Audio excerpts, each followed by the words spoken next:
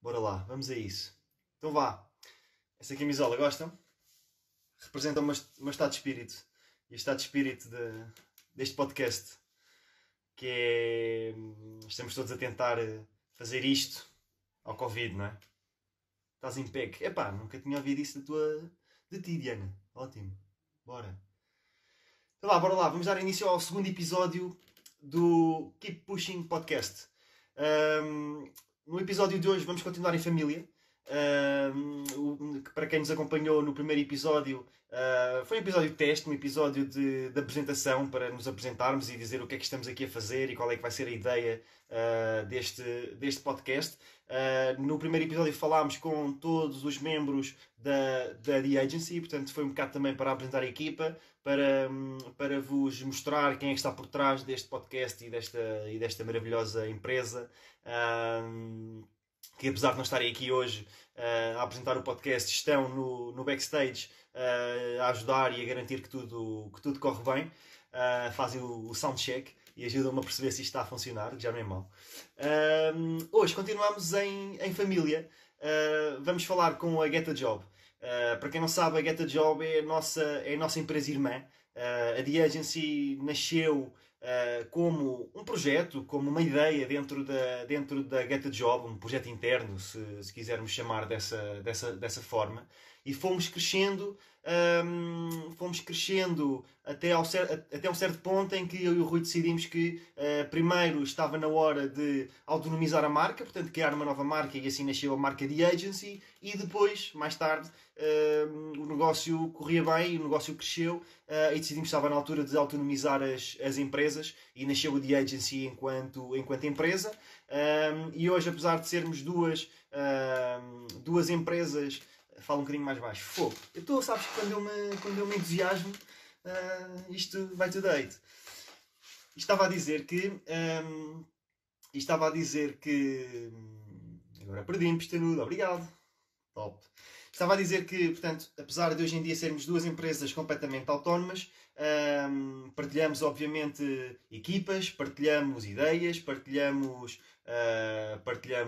Agora já não partilhamos o espaço de trabalho, porque a Diege assim há pouco tempo arranjou o seu próprio escritório, mas portanto somos empresas irmãs, a estrutura é a mesma, temos equipas autónomas, mas estamos todos no mesmo barco, comunicamos todos os dias nos nossos grupos de chat. Portanto, somos duas empresas irmãs que, apesar de autónomas, estão, digamos, debaixo do mesmo chapéu, do mesmo grupo, digamos assim.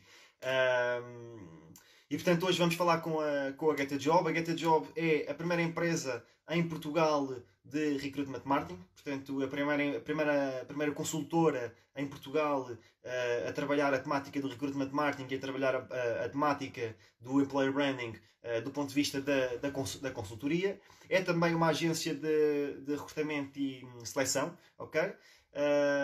Fazem um trabalho que eu acho notável nesta área, e hoje vamos falar com o Rui Quinhones, CEO, vamos falar com o Ricardo Prazeres, o COO, e vamos tentar perceber o que é que a Get a Job tem feito para ultrapassar esta situação do Covid-19, que é uma situação que tem marcado muito os recursos humanos, não é? As pessoas são as primeiras a sofrer com esta situação, por um lado a nível de saúde, por outro lado a nível financeiro, quando as empresas também começam a sofrer com a falta de comércio e com a falta de liquidez. E portanto os recursos humanos estão na linha da frente no combate a este problema, e vamos querer perceber o ponto de vista do Rui e do Ricardo, tanto em relação aos recursos humanos como em relação ao recrutamento, e como é que todas estas temáticas e como é que o digital entra também aqui nesta situação. A natureza da pandemia do Covid-19 torna impossível, obviamente, a convivência das pessoas no mesmo espaço, não só a nível social e a nível lúdico, mas sobretudo a nível comercial e a nível de trabalho, não é? Uma das primeiras medidas, a resposta imediata que as empresas deram foi até estranhamente rápida e concertada, diria eu.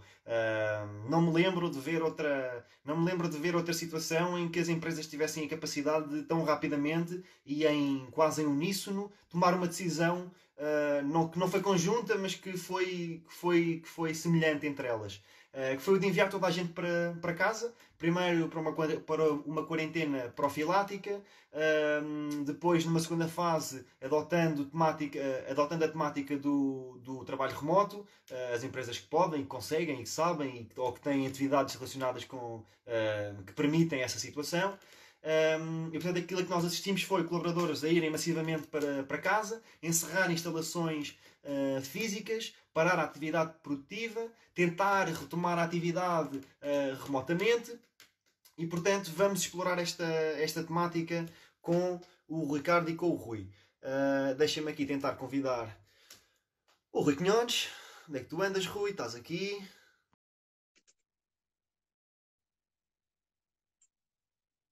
Rui Quinhones, vamos para a prova a tua internet. Quão rápida é a tua internet? Agora não me... aí está. Olá, João. Olha, viva. Viva. Estão a ouvir bem? Vamos ouvir perfeitamente. Ótimo, fantástico. Vou tentar não falar muito alto, porque realmente estou chamado aqui a atenção em casa também, principalmente quando estou com os fones nos ouvidos, que falo muito alto e perturbo toda a restante dinâmica familiar. Então, cá estamos nós para falar com a The Agency neste fantástico podcast que vocês promoveram. É verdade. Em que é que... Só uma questão, não estão a ouvir feedback, pois não? Não estão a ouvir o Rui através do meu micro? Não. Eu, pelo menos, eu não estou. Não te estás a ouvir a ti próprio. Boa, isso é bom. Ótimo. Rui, bem-vindo. Obrigado. Obrigado por teres aceitado o nosso convite. Os primeiros a entrar nestas aventuras são sempre os que sofrem mais, não é? Porque são as nossas cobaias. E, portanto, obrigado por terem aceitado esta iniciativa. Ouviste a minha introdução, mais ou menos, ao problema. Eu queria já começar por te perguntar o que é que tu achas em relação à preparação que as empresas portuguesas tinham para esta situação. Ou seja, achas que as empresas portuguesas estavam preparadas, em primeiro lugar, para uma pandemia desta natureza? Ou não diria pandemia, mas uma interrupção massiva no status quo, não é? Na sua forma de trabalhar e na vida diária. E se achas que estavam preparadas para dar uma resposta a esta situação através do trabalho remoto, do digital, do digital enquanto via de comunicação, e se achas também que esta é ou não é uma responsabilidade dos recursos humanos, do Departamento de Recursos Humanos, estar na linha da frente desta situação? Boas questões, João. Bem, diria que se em fevereiro eu te dissesse que íamos todos deixar os nossos escritórios e fôssemos para casa, porque eu previa que iríamos ter aqui um colapso mundial da economia, que o barril de petróleo iria estar a menos $30 e que cerca de 4 milhões de portugueses estariam a trabalhar em trabalho remoto, tu provavelmente chamarias o Serviço Nacional de Saúde para me internar ou pensavas que eu estava a fumar qualquer coisa, não é? Para te dizer, isto para te responder à primeira parte da tua pergunta, é que não, ninguém estava preparado, nem as famílias, nem as empresas, nem as nações, nem os Estados. Não é pelo facto do Bill Gates ter vindo chamar a atenção a estas coisas aqui eu julgo que em 2014 ou 2015, ou por ser um tema que se vinha a discutir, muito relacionado com a sustentabilidade do planeta, com o facto de sermos 7 bilhões e meio de seres humanos em cima deste ecossistema e com cada vez maior proximidade com o ecossistema dos vírus, não é? Portanto, com a possibilidade de cada vez nos aproximarmos mais. independentemente disso, não faria sentido, não existiria qualquer tipo de racional para qualquer empresa se preparar para um lockdown global, a nível mundial, para uma situação pandémica e depois enfim, um descalabro económico como é aquele que estamos a começar a viver e que vamos viver durante alguns meses. Portanto, não estavam preparados para o cenário de contingência, porque ele nunca existiu na história da humanidade, pelo menos com esta dimensão e com esta rapidez. Mas, por outro lado... Sim, o mais próximo que nós temos será uma situação de guerra, não é? Portanto, será o mais próximo que já tenha acontecido, em que realmente há uma disrupção completa na economia e na vida diária, mas que esse cenário de guerra está já há muitas gerações completamente afastado do nosso mindset. Não é? É verdade, é um facto. Tu, como sabes, eu desde o início que tenho dito que sou muito contra esta analogia com a guerra, não é? Porque, por várias razões, a nossa economia parou. Numa guerra, a economia orienta-se para a economia da guerra, para a produção de material da guerra. Numa guerra, existe um dia da libertação. O dia em que vamos todos para a rua a gritar, não por mais um campeonato ganho pelo Benfica, mas pela libertação. E nós já percebemos que não vamos ter este caso, não é? Não vai ser assim, não vai de um momento para o outro, não nos vamos libertar e vamos correr todos para a rua e beijar-nos e abraçar-nos. Portanto, há aqui características que são muito diferentes de uma guerra, mas tal como tu dizias, não é esse o contexto, de facto, não é esse o contexto. No outro dia ouvi alguém dizer se chocasse um meteorito contra a Terra e tal, mesmo assim não é esse o contexto, porque hoje em dia a NASA observa o espaço em redor e observa nomeadamente o sistema solar e procura identificar objetos de grandes dimensões. Portanto, se uma coisa dessas acontecesse, alguém nos diria, rapaziada, daqui a um mês vamos ter aqui um choque de um meteorito, portanto vão morrer 2/3 dos seres humanos, comecem lá a preparar-se. Também não foi assim, não foi de facto assim. Certo, isso é uma boa questão, que há bocado falaste do Bill Gates e é verdade. Não só o Bill Gates é talvez a pessoa mais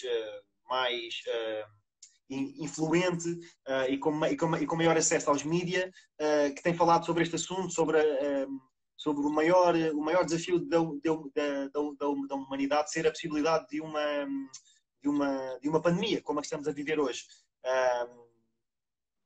Bem, há muita ciência relacionada com isso e de facto as evidências de hoje mostram que isso é de facto verdade, mas ninguém ligou, não é?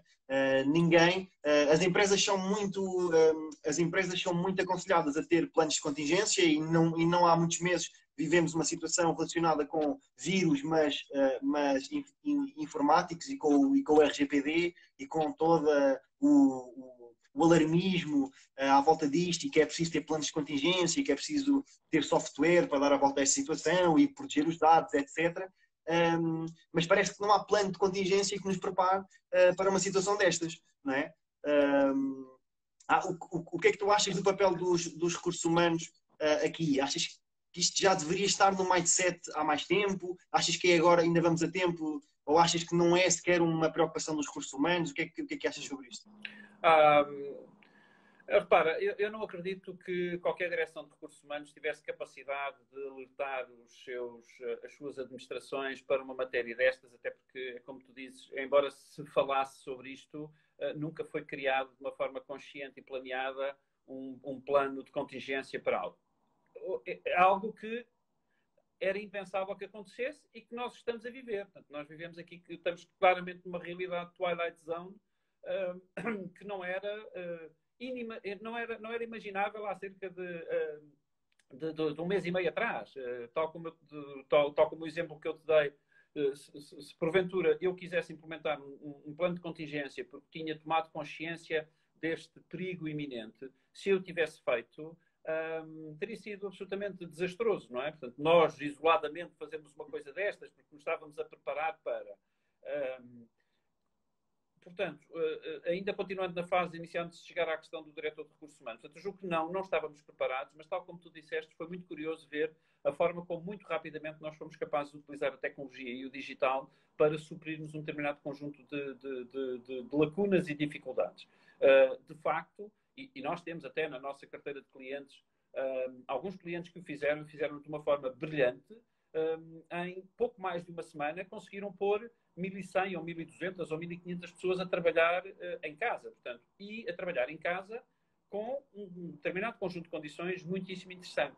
Se olharmos para a área da educação, que é uma área que, como tu sabes, me apaixona imenso, conseguimos fazer imensas coisas. Isto é, a tecnologia e as ferramentas estavam cá disponíveis. Portanto, ninguém inventou a internet para resolvermos este problema. Ninguém inventou as plataformas sociais para resolvermos este problema. Tudo isto estava aqui. Embora, nomeadamente no campo da educação, aqui há cerca de um mês e meio atrás, nós estávamos inundados de estudos que nos provavam o efeito nocivo das redes sociais e da internet na educação dos jovens. E a excessiva exposição e os danos que essa excessiva exposição estavam a causar na forma como a aprendizagem ocorria, etc, etc. Portanto, houve aqui uma alteração profunda de paradigmas, embora, volto a dizer, causadas por um acontecimento único e não expectável na nossa sociedade. Portanto, não foi um movimento que a sociedade tivesse decidido abraçar, mas o resultado de uma pandemia que tem como única solução, pelo menos a imediata, achamos nós, o confinamento global, portanto, dos membros da espécie humana. O papel do diretor de recursos humanos aqui, bem, eu diria que em algumas organizações esta questão do trabalho remoto já vinha sendo trabalhada, embora muito setorialmente ou em pilotos, portanto, em grupos de trabalho muito específicos. E eu julgo que algumas dessas organizações estão, neste momento, a retirar enorme proveito dessas experiências que foram feitas e foram sendo feitas durante os últimos ano e meio, 2 anos. São, eventualmente, as empresas que estão mais preparadas para conseguir fazer face a um conjunto de necessidades que hoje são prementes. A capacidade de lidar com... Reparem, trabalhar remotamente com este conjunto de ferramentas exige uma maior autonomia, exige um maior esforço cognitivo e estas coisas criam percepções de insegurança. Portanto, aquilo que todos nós estamos a fazer, nós, a nossa empresa, as nossas famílias, o nosso país, o mundo inteiro, é de facto um feito notável. O que é que o diretor de recursos humanos poderá fazer para o futuro? Bom, eventualmente empunhar ou carregar com outra energia esta bandeira de que as relações de trabalho e os formatos tradicionais de trabalho chegaram a um ponto de saturação e nós teremos que iniciar um processo que eu diria que deve ser gradual, deve ser progressivo, deve estar muito apoiado em formação. Literacia digital não é ser um pró em Fortnite ou em FIFA. E nós sabemos disto. Ou em Instagram, ou em TikTok. Okay? Isto também é giro. mas também é giro o Fortnite e o FIFA. Não, claro que é giro. Ainda bem que existe, ainda bem que existe no Instagram e no Facebook, essas coisas todas. Mas literacia digital, temos a capacidade de facto, autorregularmos o nosso trabalho, a nossa aprendizagem de matérias e aquilo que são os deliveries que o mercado nos pede, exige tempo. Portanto, eu diria que o papel do diretor de recursos humanos face a esta situação é um bocadinho para a frente, é para o futuro. É não deixar cair isto e garantir que, do ponto de vista da formação, do ponto de vista da própria forma como o trabalho se organiza e se estrutura, é alterado e é alterado no bom sentido. No sentido da eficácia, da eficiência e efetivamente garantir que as pessoas, que a partir de agora também não vamos começar a ser medidos pelo tempo online ou pela execução das tarefas, não é? Não vamos substituir agora o relógio de ponto pelo login e o logout, não é? Portanto, isto faz-nos lembrar aqui há uns anos a questão da disrupção digital, não é? Eu tenho um negócio que é uma padaria, portanto vou criar um site igual à padaria, portanto, e não altere sequer os conceitos do meu negócio. Portanto, só faço esta suposta transição para o digital. Portanto, nós temos que ter algum cuidado com isto.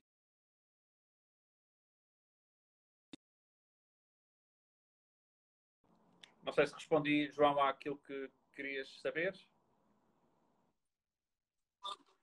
que isso é uma preocupação que eu tenho com esta adoção massiva do trabalho remoto, que é a rapidez com que isto tudo está a acontecer e talvez a falta de preparação nós tínhamos, não é? Porque, como disseste bem, muitas empresas já tinham feito testes de trabalho remoto e algumas até mais na tecnologia já utilizam bastante este conceito, mas a grande generalidade das empresas ainda estava completamente a leste desta situação ou então estava a começar a fazer testes. E esta adoção massiva, por um lado, é boa porque vem colocar em cima da mesa e vem provar que de facto é possível fazer grande parte das coisas que se fazem no escritório presencialmente, é possível fazê-las online, o que é E bom porque vai abalar um pouco também. Estava eu a dizer, crias tudo de caso.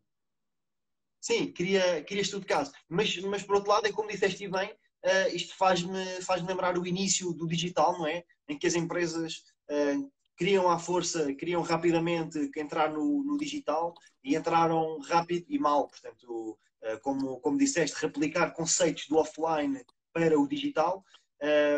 Uma coisa que, mesmo com todo o avanço tecnológico e toda a literacia do digital que hoje em dia temos, muitas empresas persistem, e em várias áreas, persistem nestes erros de copiar conceitos do offline para implementá-los no digital. E, portanto, prevejo que sim, prevejo que tenhamos muitas empresas a utilizar muito bem estas ferramentas, mas também vamos ter muitos casos de empresas a substituir o relógio de ponto pelo login numa plataforma, o que causa quase uma noção de Big Brother, não é? Causa muita desconfiança ao trabalhador e causa muito desconforto por essa lógica. Concordo. E isso leva-me também à próxima questão.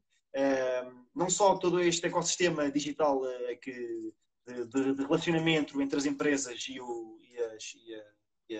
as pessoas, mas também porque o retraimento do mercado gera muita incerteza e gera, obviamente, despedimentos, layoffs, situações contratuais um bocado complexas e complicadas. Qual é que tu achas que é a situação atual do recrutamento? Como é que achas que as empresas estão a preparar o futuro?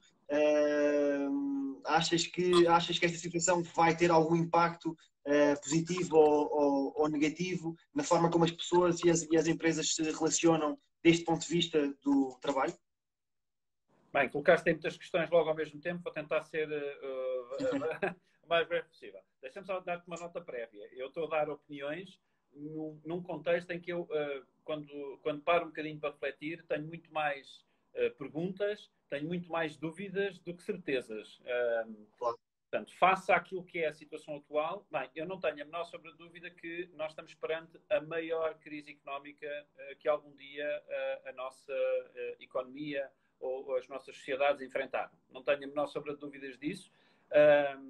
Como é que vamos conseguir sair dela? Eu julgo que com tempo, com muito esforço e muito sacrifício, embora convicto e com uma visão muito positiva de que vamos, de facto, conseguir sair dela. Eu acho que os esforços que os Estados, as nações, os conglomerados, como é o caso da Europa, estão a tentar reunir, irão ser fundamentais para uma política de investimento, quer investimento público, quer investimento privado, nos próximos tempos. A situação atual é, de facto, uma situação dramática, porque no tecido empresarial português, ao contrário daquilo que nós fomos paulatinamente acreditando, o nosso tecido empresarial não estava assim tão forte ou tão estruturado. Nós tínhamos acabado de sair de uma crise muito profunda e em 3 ou 4 anos discutíamos o milagre português.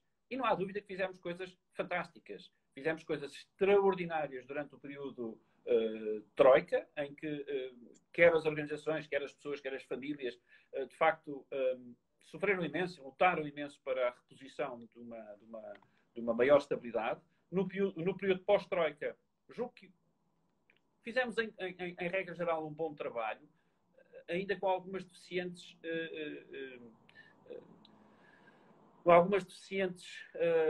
alterações face ao passado.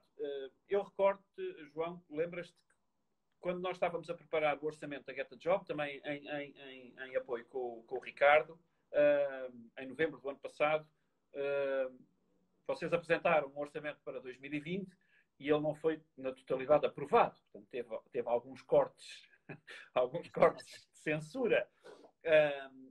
E eu dizia-vos que o meu objetivo era, que já tínhamos tido um ano de 2019 muito bom, um 2018 ótimo em termos de estruturação e de equilíbrio, 2019 bom, e 2020 teria que ser o ano em que nós iríamos atingir um dos objetivos que eu considero fundamentais em qualquer organização. Isto é, garantir que nós conseguimos parar durante 3 meses, termos faturação zero durante pelo menos 3 meses e garantir o cumprimento das nossas obrigações. Eu sei que isto caiu um bocadinho, eu sei perfeitamente que vocês subscreveram, mas caiu um bocadinho numa zona um bocado estranha. Este tipo está um bocado aparvalhado. Quer dizer, como é que vamos estar 3 meses sem faturar? Isso é uma coisa impossível, isso não existe. E eu disse-vos que gostava que chegássemos ainda a um ponto ideal, que era isso que pudesse acontecer durante 6 meses. Isto é, a nossa tesouraria seja suficientemente forte para isso.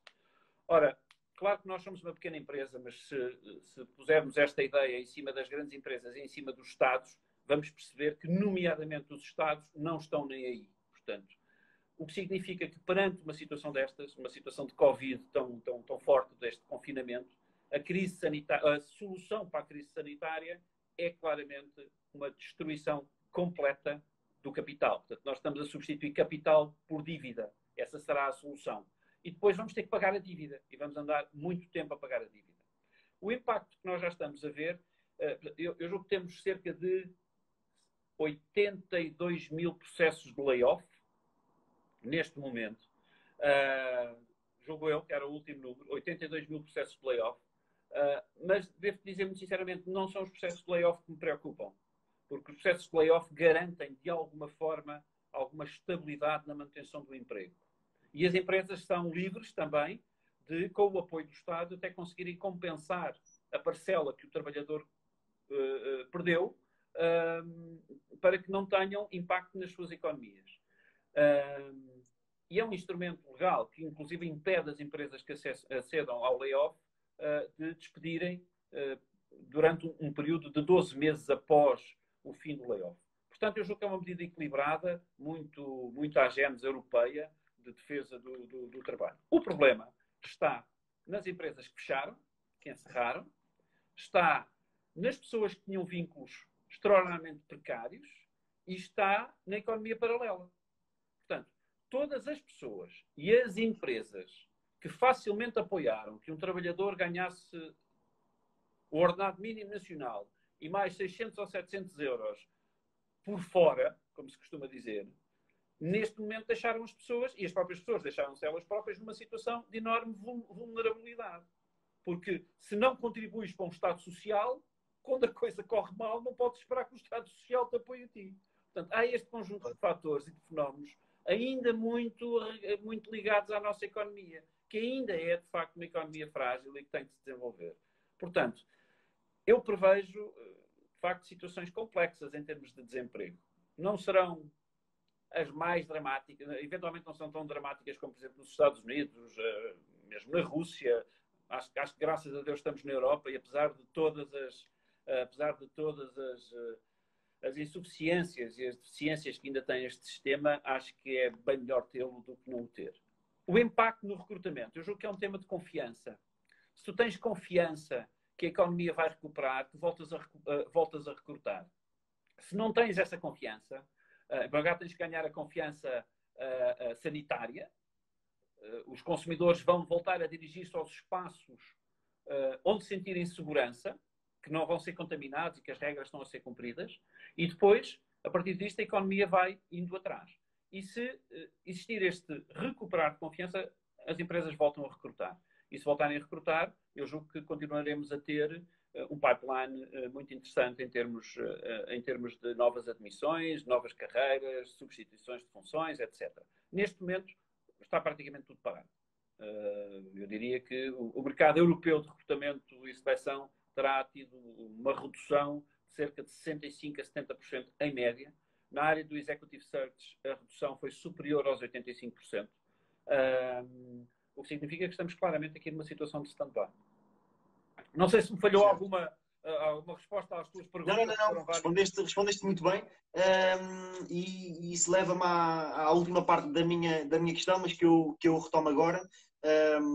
Deste o panorama de como é que as empresas estão a ver a situação, mas como é que as pessoas estão a ver a situação? Como é que as pessoas olham para as empresas? Do ponto de vista legal e financeiro, o layoff pode ser uma situação bastante simpática e uma forma de dar a volta. Por outro lado, como é que tu achas que as pessoas, que impacto é que tu achas que isto tem nas pessoas a nível da confiança que as pessoas tinham numa determinada empresa, e se achas que vão voltar a ganhar essa confiança, um nível de confiança tal que lhes permitia aceitar uma situação de eu ganho 600 euros legalmente e ganho mais 600 em apoios, sabe-se lá como. Portanto, havia de facto uma confiança na economia e na própria empresa. Achas que no futuro vai-se afetar essa confiança e que alterações é que isso vai trazer? À forma como as pessoas percepcionam o mercado de recrutamento? Achas que as pessoas vão continuar a aceitar todo o tipo de ofertas de trabalho? Vão ser mais seletivas? Como é que vão fazer essa pesquisa e essa procura? Ou seja, aquilo que se falava já há muito tempo, mas do meu entender como uma buzzword em conferências, que é a transferência do poder da empresa para o candidato, ou seja, já não ser a empresa que seleciona o candidato, mas já ser o candidato que seleciona em que empresa quer trabalhar. Do meu ponto de vista, eu acho que esta crise vai acelerar essa tendência. Portanto, vai deixar de ser uma tendência e vai ser uma realidade.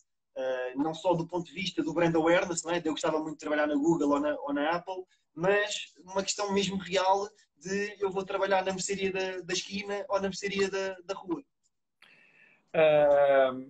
Sim, vamos lá ver. A natureza humana é a natureza humana e ela não vai mudar por causa disto.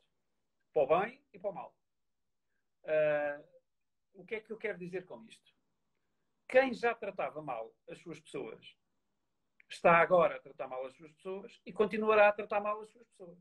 Ponto final. Portanto, não vamos ter aqui reconversões de demónios em santos, não é? Também não vamos ter. Não vão ver a luz. Não creio. Não creio. Eu julgo que é difícil. Eu percebo a tua pergunta, mas eu julgo que a resposta mais correta é, em primeiro lugar, percebermos que existem diferenças. Portanto, não termos aqui apenas uma única atuação. Portanto, não é possível fazer generalizações. Eu julgo que, nas circunstâncias em que existiu uma comunicação sincera, aberta, transparente, próxima e frequente, as tais regras do como liderar em tempo de crise, como se isto já não fosse assim antes, não é? Isto já era assim antes, já tinha que ser assim antes. Quer dizer, não consigo perceber esta temática do liderar em tempo de crise, blá blá blá em tempo de crise, enfim, mas pronto.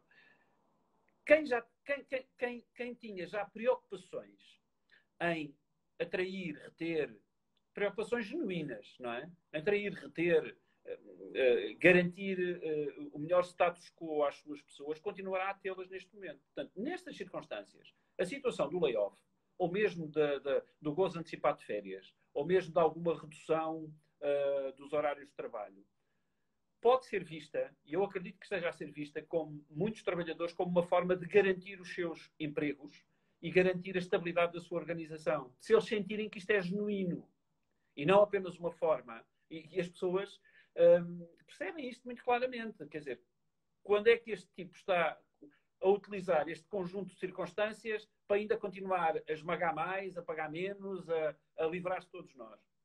Eu julgo que isso é claro para todas as pessoas e será claro também na comunicação social e será claro de uma forma extensiva a toda a sociedade.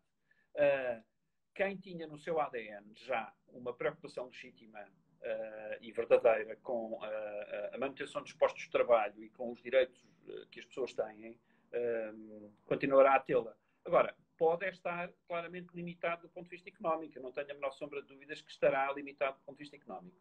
É também normal que nós, quando estamos a olhar para o nosso problema, e o meu problema é eu recebia 1000 euros e agora já só vou receber 750, como é que eu pago as minhas coisas? Isto é um problema real, evidente, não pode ser disfarçado. É natural que isto crie tensões e que, num primeiro momento, existam reações negativas, não é? Agora, tal como eu dizia antes, quem já era um malandro é um malandro agora e será um malandro no futuro. Continuará a ser, não é? Portanto, este é como aquele velho ditado que quando a maré baixa chega é que se vê quem é que tem calções ou quem é que está de pelota de fora. Quer dizer, e é isso que vai acontecer. É o que vai acontecer. Reparem, nós que andamos aqui neste mercado a lutar e empurrar esta questão do employer branding e do recruitment marketing e, sobretudo, do employer branding, tínhamos já uma noção há muito tempo de quem é que levava estes assuntos a sério, quais eram as organizações em que isto vinha de cima para baixo, que era o CEO que olhava para a sua organização e dizia, espera lá, a coisa mais importante que eu tenho aqui dentro de casa é este ativo humano, é esta gente que aqui está. E depois tudo é construído em cima disso. E até podiam nem ter um EVP muito claro, uma estratégia de employer branding muito bem desenvolvida, mas aquilo sentia-se na organização. Que realmente o principal ativo do negócio eram as pessoas e as suas equipas. Quem já fazia isto continua a agir nesta situação de crise com este tipo de preocupação de criar o menor impacto possível na estrutura das suas equipas e garantir que elas vão saindo progressivamente desta crise o menos abaladas possível. Para quem esta situação era bullshit, não tenho outra forma, bullshit, forma de ganhar palco, forma de criar conferências, forma de trabalhar a sua imagem pessoal, forma de não sei o quê, está à vista. Está à vista. Agora está mais à vista do que nunca. Portanto, eu diria que quem já começou a fazer o trabalho, este é o momento ideal para continuar a fazer o seu trabalho, para continuar a comunicar e, sobretudo, mais ainda, para se aproximar ainda mais. Não é o futuro. O futuro é o resultado deste trabalho que já vinha sendo feito e que deve continuar a ser feito, por enquanto, durante este período de crise. Rui, eu acho que em relação ao employer branding, eu acho que está tudo à vista neste momento, não é? Nós passamos de o tema mais quente do momento, em que todas as conferências falavam sobre isto, todas as revistas falavam sobre isto, tudo o que era artigos no LinkedIn falavam sobre isto, e passamos do 80 para o 8, não é? Agora temos bola, não se fala, é um tema que morreu. É um tema que morreu. E eu gostava de perguntar. Deixa-me só dizer uma coisa. Uma empresa que tem esta genuína preocupação com os seus colaboradores não a perde porque teve que reduzir a sua estrutura, porque teve que promover despedimentos. Mesmo quando estamos a trabalhar projetos de employer branding mais estruturados, a questão da saída continua sempre a ser uma situação muito, muito particular. A organização não tem que estar obrigada a manter o seu quadro e a sua estrutura com as extraordinárias flutuações e com o extraordinário dinamismo que nós hoje assistimos nos mercados. Agora, e pode tomar essas decisões. Agora, deve fazê-lo não só de forma racional, como, sobretudo, de forma humana, percebendo a pessoa que está do lado de lá, garantindo os seus direitos e dando-lhe a oportunidade de encontrar outras soluções. Portanto, não vamos dizer que quem está agora a despedir é que são aqueles que sempre levaram o employer branding a brincar. Não, não é isso. Não é isso que eu estou a dizer e nem é essa a visão que nós queremos passar. Aquilo que eu estou a dizer, exatamente, e tal como tu dizias, todos aqueles que falavam de employer branding e que neste momento deveriam continuar a falar, parece que têm receio ou têm medo porque entraram em processos de layoff ou tiveram que despedir algumas pessoas. Bem, se tiveram que entrar em processos de layoff e se tiveram que despedir algumas pessoas, pois comuniquem as razões pelo qual o tiveram que fazer.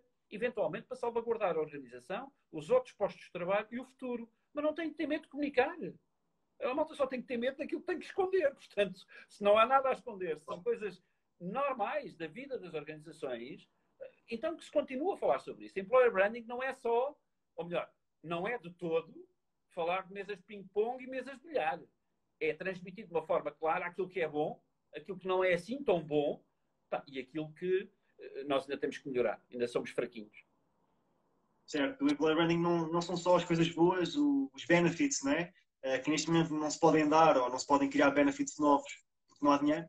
Certo? Então não se fala desse tema. Exato.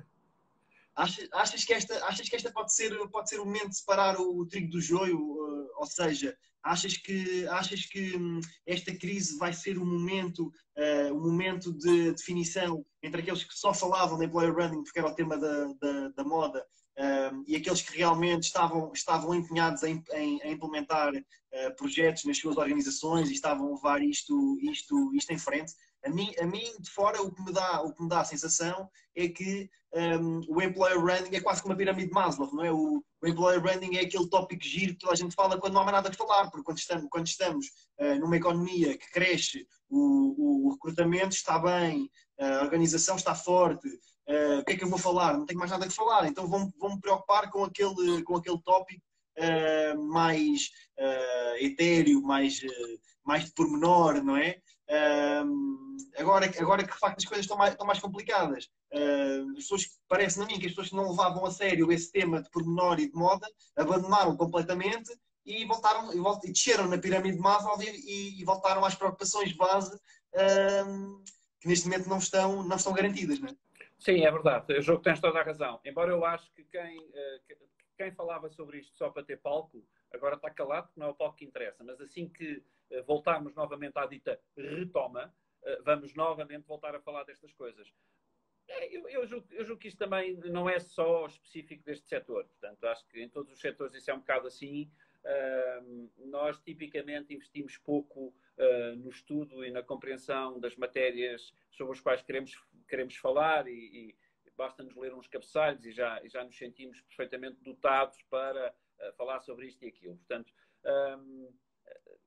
há pouco houve uma questão que eu não tive a oportunidade de responder, que era a tal questão da importância a força do candidato, etc. Portanto, esta questão de como é que as pessoas vão reagir pós... Enfim, eu julgo que quem se portou como não posso, isto é ao vivo, não é? Não posso dizer exatamente aquilo que... Pronto, quem foi malandro nesta altura, as pessoas vão continuar a vê-lo como malandro. Agora, se elas vão continuar ou não a aceitar trabalhar para aquele sítio, depende das opções que tiverem. E tu repara, tu vais ter índices de desemprego superiores àqueles que tivestes durante o período da crise económica de 2008. Com uma agravante. É que não tens o mercado externo, não podes emigrar para outro país qualquer, porque eles estão igualmente se já não tiverem pandemia, estão em pandemónio. Portanto, vamos ter que resolver o problema aqui. Portanto, eu julgo que as pessoas... Existirá um primeiro momento em que as taxas de desemprego estarão muito altas, em que as pessoas vão ter que voltar à sua vida, vão ter que continuar a ganhar o seu ordenado para assumir as suas responsabilidades, vão fechar um bocado os olhos a isso. É uma triste verdade, mas eu acredito que é assim que vai acontecer. Noutros segmentos mais dinâmicos, em que as pessoas têm outro tipo de escolhas, sim, é verdade que o comportamento das organizações durante este período pandémico e deste período de recuperação económica vai marcar, pelo menos durante algum tempo, enquanto existir memória coletiva, vai marcar a forma como são vistos pelos seus potenciais colaboradores futuros. Isso não tenho a menor sombra de dúvida. Rui, e uma última questão que eu tinha para te colocar. O recruitment marketing é uma resposta? De que forma é que o recruitment marketing pode ajudar? E dando um bocadinho de contexto, a Get a Job, portanto, traz ao mercado a grande inovação do recruitment marketing, não é? Portanto, é a grande inovação que a Get a Job traz deste mercado, tipicamente um bocadinho tradicional, que não tem uma grande inovação há muitos anos. E a Get a Job surge com esta nova temática, com o recruitment marketing, portanto traz o digital para dentro dos recursos humanos e tira partido das redes sociais, etc, etc. Está aqui parte da solução? De que forma é que isto pode ajudar? Eu diria que sim, está aqui parte da solução, porque, como tu bem sabes, recruitment marketing representa um conjunto de ações de táticas, de estratégias e de metodologias para conseguirmos fazer chegar ao público que nos interessa a mensagem genuína da nossa organização. Portanto, isto não mudou. E não mudou. E reparem, volto a dizer, nós não estamos perante uma situação em que a camada de ozono do planeta se degradou e desapareceu e vai demorar 30 anos a recuperar e durante 30 anos nós não vamos poder apanhar sol, não vamos poder andar na rua. Nós não estamos a falar de uma coisa destas. Nós estamos a falar em algo que para nós parece imenso tempo. Do ponto de vista do impacto económico é muitíssimo, mas nós, se Deus quiser, daqui a um ano, não, é muito provável que tenhamos uma vacina, é muito provável que tenhamos esta situação toda ela contida. Portanto, isto para dizer que não há razão nenhuma para se abrandar aquilo que são os processos de comunicação. Eventualmente, o conteúdo da comunicação pode ser ajustado e pode ser alterado não só às circunstâncias do momento, mas também às circunstâncias que as pessoas vivem. Não há razão nenhuma para uma organização, neste momento, não facultar conteúdo que seja útil às famílias, seja ele qual for. Eu sei que há imenso conteúdo, mas eu, como organização, posso facultar. Há um exemplo próximo, que tu conheces, que eu não posso falar dele, mas consigo visualizar todos os dias, de uma organização que continua a facultar as aulas de yoga aos seus colaboradores. De início não o fez, durante uma semana e meia, mas neste momento está a fazê-lo. Está a fazer outra coisa muito gira, que é como ajudar as famílias a equilibrarem este momento em que as escolas recomeçaram remotamente e que é um tremendo desafio. Porque nós achamos que os nossos filhos vivem no digital e percebem tudo daquilo, mas não percebem. Enviar um e-mail para um miúdo de 12 anos pode ser uma coisa complexa. Uma turma de professores de um colégio a dar aulas, podem acontecer coisas como cada professor coloca o link para o Zoom no seu sítio. Portanto, os miúdos andam sempre à procura onde é que anda o link, não é? Até alguém se aperceber do problema e dizer, olha, a partir de agora todos os professores colocam o link para o Zoom sempre aqui, ou no cabeçalho, ou no rodapé, ou... coisas destas que nós estamos todos a aprender. Ainda usam o Moodle, Rui? Qual é que é a tua experiência com os teus filhos? Ainda usam o Moodle? Não. Não, graças a Deus. Não usam o Moodle. Uma coisa boa que tiramos do Covid. Exatamente. Acabámos finalmente com o Moodle. Foi uma coisa muito boa. Eu acho que temos imensas coisas boas para celebrar sobre o que é que acabou com o Covid. Não só as coisas negativas. Portanto, isto para dizer que realmente as organizações têm aqui uma oportunidade inacreditável para chegar às pessoas, aqueles que sejam os seus colaboradores. E quando estamos a falar em employer branding, não estamos só a falar nas pessoas de fora. Estamos a falar, sobretudo, nas pessoas de dentro. Não há melhor embaixador da nossa marca do que as pessoas que foram bem tratadas durante o período mais difícil das suas vidas, que é aquele que nós nunca nos vamos esquecer. Aquele que nos tratou bem no momento em que nós atravessávamos uma grande dificuldade, é aquela pessoa que nós não nos vamos esquecer. É, pá, tratar bem quando está tudo bem, pá, dar uma esmolita de 5 euros quando nós ganhamos 50 mil, é igual a zero. É igual a zero, portanto. É uma oportunidade inacreditável. Depois, um outro fator, já do ponto de vista técnico, que tu conheces muito bem. Nunca, como antes, o espaço digital teve tanta ocupação. Nunca. O tempo médio de permanência nas plataformas. Os rácios de engagement nunca foram tão altos. O preço, o cost per click, por exemplo, do Facebook, nunca esteve tão baixo como está agora. Portanto, há um conjunto de oportunidades técnicas relacionadas com as próprias plataformas e com o próprio digital, toda a gente está lá, que são únicas e que devem ser aproveitadas. Portanto, sim, recruitment marketing, naquilo como nós o definimos, deve lá estar. Sim, falar sobre empregabilidade. Sim, falar sobre contratação. Sim, ela vai acontecer no futuro, vamos começar a falar já dela. Não tenhamos medo de abrir vagas, que são vagas que nós só vamos conseguir preencher provavelmente daqui a 3 ou 4 ou 5 ou 6 meses. Mas vamos começar a falar delas, ninguém se vai ofender. Se nós formos sinceros e dissermos às pessoas, o meu plano é, daqui a 6 meses, continuar a trabalhar neste projeto e vou precisar destas pessoas. Quem é que se quer já candidatar? Não há mal nenhum nisto. Não há mal nenhum nisto. Claro. A sinceridade acima de tudo, não é? Com certeza. E a transparência.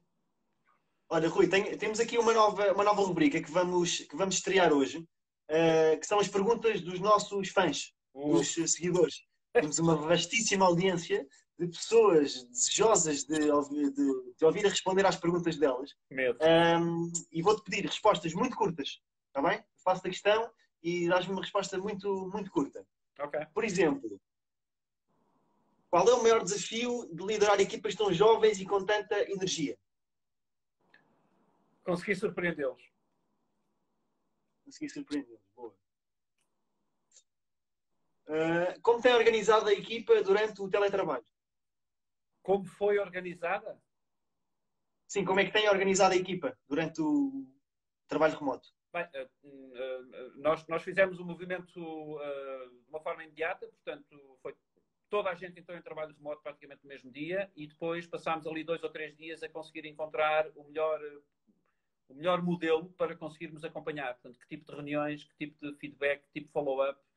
Demorámos ali 2 ou 3 dias a fazer isto e acho que já mudámos uma ou duas vezes. Não tínhamos... Somos uns experts, gostamos muito de trabalhar em trabalho remoto, etc. Mas nunca tínhamos experimentado uma coisa destas. Portanto, estamos a aprender. Neste momento temos um sistema que nos parece mais seguro, mas se calhar pode vir a mudar. Muito bem. Uma pergunta para ti pessoalmente e depois no global da empresa. Sentem que estão mais ou menos produtivos a trabalhar em casa? Olha, relativamente à empresa, primeiro. Como quiseres. Bom, Pode ser. relativamente à empresa, olha, eu acho que toda a gente está a fazer um enorme esforço para ser produtivo. Se temos uma maior produtividade hoje do que tínhamos no passado, eu julgo que é preciso algum tempo de estudo e de análise. Que não tenha a menor sombra de dúvida que a principal preocupação das pessoas é como é que me vou manter produtivo numa situação destas, e só tenho a certeza que é o que está a acontecer. Se o output final é ou não é, eu acho que só se fizermos uma análise. O problema destas coisas é que nós também não analisávamos muito bem a produtividade antes. A questão era essa. Portanto, não tínhamos nenhum sistema de analisar a produtividade antes do Covid e agora durante o Covid. Para mim, basta-me saber que as pessoas estão, todas elas, muito motivadas e muito preocupadas com isso. Fazerem o seu melhor e contribuírem com o seu melhor. A mim, Um pessoalmente... alerta. Sim, pessoalmente. Pronto, a mim pessoalmente, confesso que durante a primeira semana e meia eu devo ter sido o gajo mais improdutivo da equipa toda, porque sentia-me uma completa barata tonta a correr entre salas de chat e a responder a 5 ou 6 caixas de e-mail e a sentir a obrigação de me sentar aqui frente às 8 da manhã e que só podia desligar às 10. Um autêntico disparate que naturalmente com o tempo fui tentando regular. Portanto, sinto-me hoje mais eficaz e mais próximo a cumprir melhor o meu papel do que há 2 ou 3 semanas atrás, sem dúvida nenhuma. Boa. Uma última questão. As notícias são essenciais para prepararem o futuro. Quais as vossas rotinas de consumo de informação?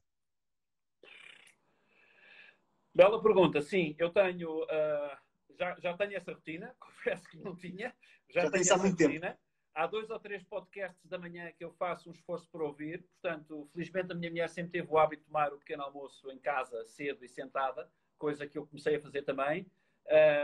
Portanto, aproveito esse momento não só para estarmos um bocadinho juntos, como também para ouvir essas notícias. E já fiz claramente uma limpeza do meu feed de notícias e daquilo que acompanhava. Tenho neste momento 5, 6 canais que ouço para me manter informado. O resto desliguei praticamente tudo. A televisão, aliás, eu consigo vê-la daqui. Eu julgo que a televisão cá em casa está a ligar-se por volta da 1 da tarde, 1, 2 da tarde, quando vamos almoçar, e depois volta a ligar-se por volta das 7, 7 e pouco. E não mais do que isso. Claro, não estar sempre a levar com a sobrecarga de Sim. informação. Até porque é sempre a Neste mesma, momento já é não um é? bocado redonda. Não é? Aquilo anda em loop, é redundante. Exato. A informação, não há nada de novo. Muito bem. Rui, última rubrica do nosso podcast, que é os livros. Qual é o livro que tens para aconselhar à nossa audiência? Olha, tu sabes que eu, relativamente a esta questão dos livros, sou um bocado caótico. E então, agora ainda mais. Eu, neste momento, estou a ler isto. Tens de ler o título porque isto fica ao contrário. Sim, isto chama-se Out of Our Minds. É um livro sobre o poder da criatividade de uma pessoa que eu adoro, que é o Sir Ken Robinson, que tem uma visão completamente disruptiva sobre os modelos de educação, que é uma coisa que eu gosto imenso. Não, eu acho que as sociedades só se mudam quando nós começamos a mudar estas coisas, a base e a estrutura do ensino. ensino esse que hoje assenta no modelo, que é o modelo que foi criado no início do século passado para responder à Revolução Industrial. Mas continua igual. Portanto, uma das coisas que ele diz, eu estou a ler os dois ao mesmo tempo dele. Este chama-se Creative Schools, e que pretende responder uma pergunta, que é porque é que as escolas são máquinas extraordinárias de matar a criatividade? E são. Portanto, eu estou a ler estes dois ao mesmo tempo, do Ken Robinson, e comecei na segunda-feira, à noite, antes de me deitar, a ler esta cena, que é uma coisa chamada Cisne Negro. Portanto, o Cisne Negro é aquilo que nós estamos a passar, não é? Portanto, isto nasceu com o jogo que, quando os ingleses chegaram à Austrália, tinham a concepção de que existiam cisnes brancos. E o facto de terem constatado que também existiam cisnes negros foi uma disrupção brutal. O que é um cisne negro nos tempos atuais? O 11 de setembro foi um cisne negro, mais o êxito do YouTube, quando ele nasceu, é um cisne negro. Basicamente, são acontecimentos improváveis que têm que reunir três características. São imprevisíveis, produzem um enorme impacto e após a sua concorrência, tentamos encontrar uma explicação para ela. Portanto, é uma coisa gira, é um livro um bocadinho maçudo. Leio à noite antes de me deitar, consigo ler para aí umas 7 ou 8 páginas e depois, pimba, ferro. Parece muito giro esse livro. Pronto. Depois vou ficar na lista de espera para ler a seguir. Sim. Eu posso te enviar por Globo ou algo assim de género. Muito bem, Rui. Obrigadíssimo por este fantástico podcast. Mantém-te concentrado, com tanta coisa a acontecer e com esta forma esquisita de estarmos a trabalhar. Eu agora vou tentar ligar ao Ricardo para conversar um bocadinho com ele. Ver se eu consigo apanhar. Ok, Rui. Um abraço. Obrigado. Um abraço. Obrigado. Um abraço a todos.